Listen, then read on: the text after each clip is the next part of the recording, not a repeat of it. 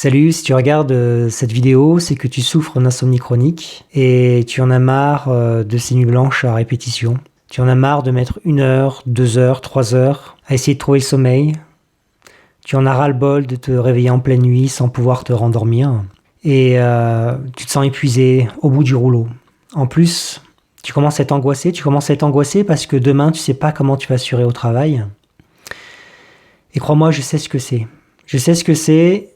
Et il n'y a pas de fatalité, car moi-même je suis un ancien insomniaque et j'ai réussi à m'en sortir. Et j'aimerais t'aider parce que à l'époque, j'aurais aimé avoir de l'aide de quelqu'un qui a de l'expérience et qui a pu s'en sortir. Pour vraiment guérir de l'insomnie, il faut appliquer plusieurs stratégies, des stratégies puissantes. Sache que j'ai justement créé une séquence de vidéos pour t'aider, une séquence de vidéos gratuite auquel tu peux accéder en cliquant sur le lien qui se trouve sous la vidéo. Mais avant de retrouver ces vidéos, reste attentif car j'aimerais te parler d'un élément très important, une clé primordiale qui va te permettre de retrouver un sommeil réparateur. Et cette clé, c'est reprendre le contrôle de tes hormones. Alors, dit comme ça peut surprendre, mais sache que tu peux, par tes comportements, influencer la production de certaines hormones. Et c'est justement le fait de savoir activer ou pas certaines hormones durant la journée qui vont te permettre d'optimiser tes chances de dormir. Donc c'est vraiment quelque chose de très important. Alors pour commencer, j'aimerais te parler d'une première hormone qu'on appelle la sérotonine. Alors la sérotonine, c'est l'hormone qui permet de réguler plusieurs fonctions de ton système. Notamment, elle permet de gérer tes émotions. Le sentiment de satiété, elle permet de gérer l'agressivité, mais surtout, elle permet de contrôler ton humeur. Et c'est justement ce dernier point qui est très important, car elle est quelque part connue pour favoriser un sentiment de bien-être et de bonheur.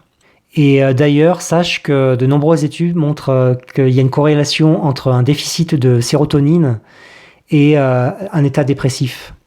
Donc plus tu vas produire de sérotonine, moins tu seras anxieux, plus tu te sentiras mieux dans ta peau et mieux ton humeur sera constante et bonne durant la journée. Mais ce n'est pas tout, car la sérotonine est le précurseur de ce qu'on appelle la mélatonine.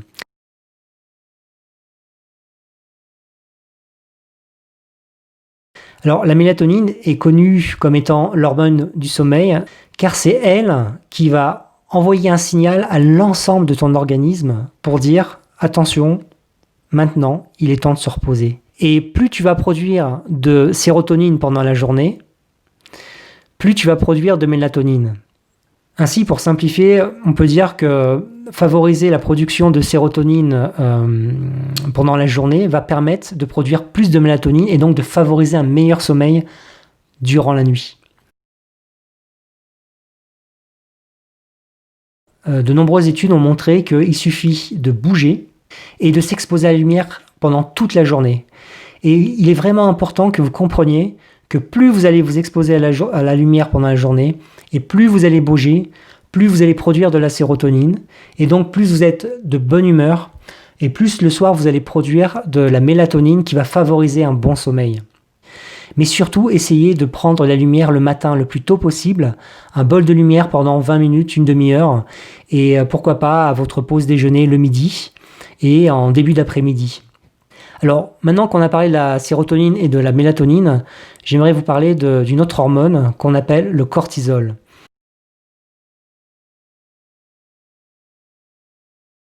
Alors, le cortisol, c'est quelque part l'hormone qui permet à votre organisme d'être éveillé, alerte, attentif. C'est cette hormone qui va vous permettre de vous réveiller le matin. Et il faut savoir que cette hormone va croître pendant toute la matinée et décroître progressivement durant la journée.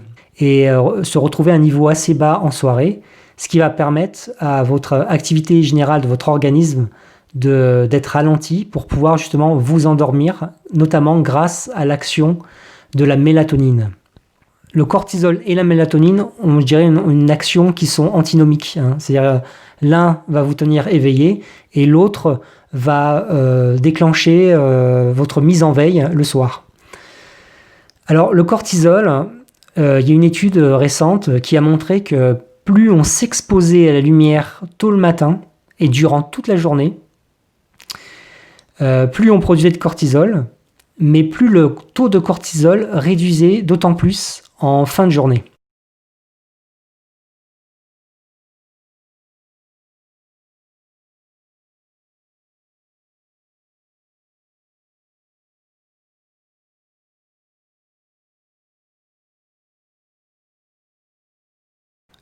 C'est pour ça que je vous invite vraiment à vous lever plus tôt le matin et à être actif énormément le matin, énormément le matin. Vous vous exposez au soleil, vous marchez le plus possible.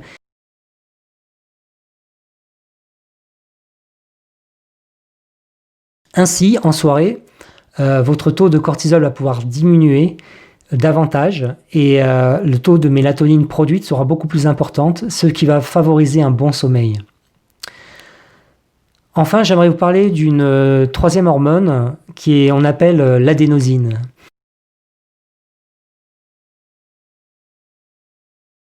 Alors, qu'est-ce que l'adénosine? Il faut savoir que quand vous êtes éveillé, durant la journée, vous accumulez une substance hypnotique dans votre cerveau qu'on appelle l'adénosine. Et cette substance hypnotique, arrivée en fin de journée, va être en concentration importante dans votre cerveau et vous allez vraiment sentir cette envie de dormir. Ça va avoir un effet de somnolence et ça va vous aider justement dans le processus d'endormissement. Alors, il y a un facteur qui va empêcher à l'adénosine de faire son effet, c'est la caféine. Et souvent, j'entends dire que les gens ne doivent pas prendre un café après 16 heures. Croyez-moi, c'est une aberration d'entendre une telle chose. Votre dernier café devrait être pris à 10 heures du matin. 10 heures du matin, dernier délai de dernier café. Et réduisez votre dose de café. Le matin, ça aide effectivement à vous donner un coup de boost. Mais après 10 heures, il faut savoir que la décroissance du café dans l'organisme met plusieurs heures. Et contrairement à une idée répandue, au bout de 4 heures, il vous reste quand même beaucoup de caféine et au bout de 8 heures, il vous en reste encore. Et faut savoir que la caféine va se fixer sur les récepteurs de l'adénosine. Ce qui veut dire que si vous buvez trop de café, cette sensation que va procurer l'adénosine, cette sensation hypnotique qui va vous donner envie de dormir, va disparaître en fin de journée.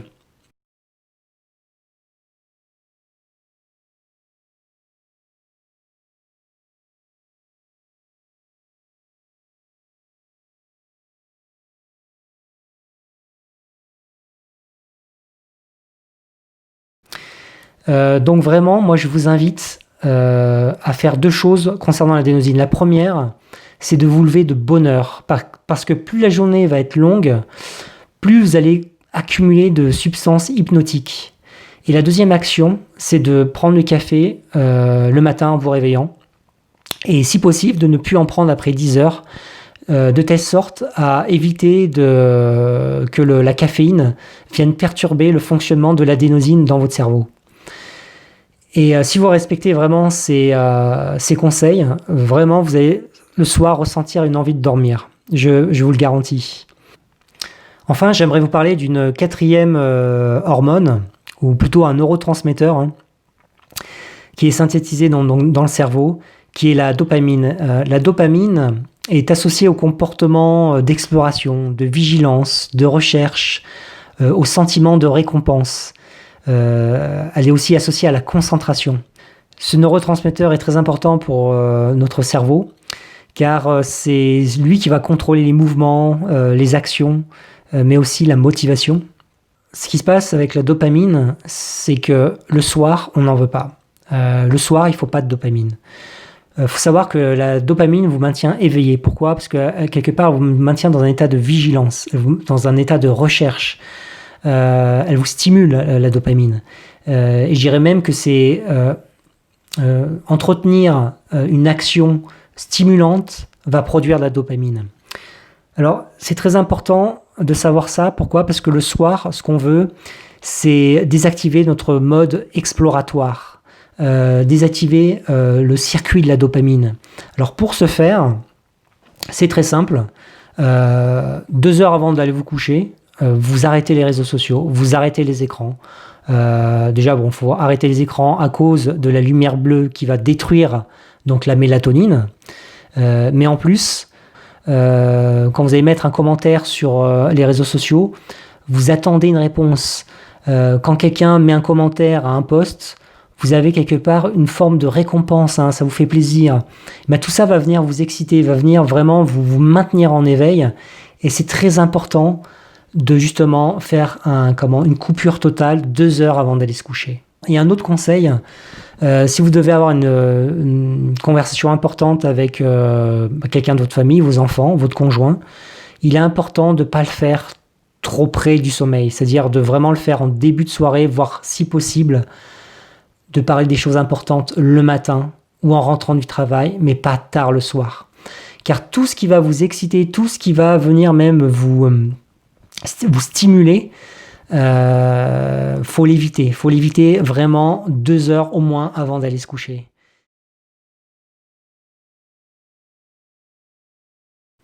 Bon voilà, j'espère que vous avez bien compris l'importance que vos actions durant la journée vont avoir sur la production ou l'inhibition de certaines hormones et de certains neurotransmetteurs. Vraiment, j'insiste, il est important de vous lever tôt, de bouger, de vous exposer régulièrement au soleil le plus tôt possible à la lumière du jour. Même s'il ne fait pas beau, sortez dehors, la luminosité sera toujours plus importante qu'une lumière intérieure. Si c'est l'hiver et s'il fait nuit, n'hésitez pas à acheter une lampe de luminothérapie et de vous exposer 20 minutes dès votre lever, de vous activer, de faire un peu d'exercice. S'il faut, faites une petite pause déjeuner rapide, mais allez bouger, prenez la lumière, c'est important si vous avez des troubles du sommeil. Et plus vous levez tôt, plus votre journée va être longue, et plus vous arrêtez le café tôt le matin, c'est-à-dire prenez un thé ou un café, mais vraiment tôt le matin. Et après, plus du tout de la journée, vous évitez les excitants, vous prenez pas de Coca-Cola, vous évitez de toute façon tout ce qui est trop sucré. Et vous allez voir le soir, quand vous rentrez, baissez le niveau de luminosité de votre appartement. Évitez tout ce qui va venir vous exciter l'esprit ou des sujets trop passionnants. Et 2 heures avant d'aller vous coucher, évitez tous les écrans, les réseaux sociaux. Et faites une activité calme, posez-vous, écoutez de la musique, faites de la lecture, faites un petit peu des exercices d'étirement, de relaxation. Et vous allez voir, c'est pendant la journée que tout se joue, c'est pendant la journée que tout se joue. Et c'est justement ce que je vous explique dans mes vidéos.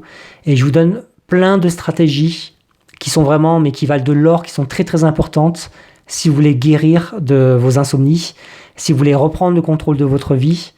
Je vous invite vraiment à télécharger, à accéder à ces vidéos. Elles se trouvent en cliquant sur le lien qui se trouve sous la vidéo. Donc c'est gratuit, c'est là pour vous aider.